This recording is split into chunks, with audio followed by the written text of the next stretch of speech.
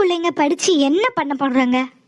அப்படி ஒரு மனநிலையில இருக்கிற கிராமத்துல பிறந்தேன்னா என் பேரு மீனா.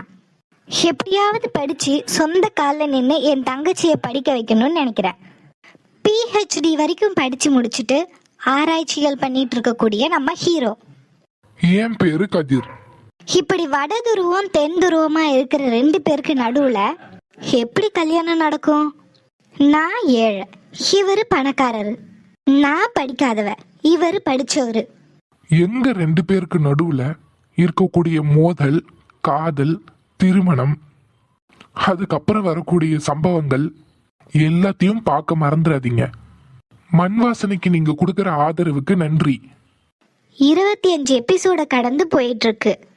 பார்க்காதவங்க மறக்காம அந்த 25 எபிசோடையும் பார்த்துருங்க. ரொம்ப கதை நல்லா இருக்கும், கண்டிப்பா உங்களுக்கு பிடிக்கும். மறக்காம அப்படியே சேனலையும் சப்ஸ்கிரைப் பண்ணிக்கோங்க. கதைகளோட நாங்க வரோம்.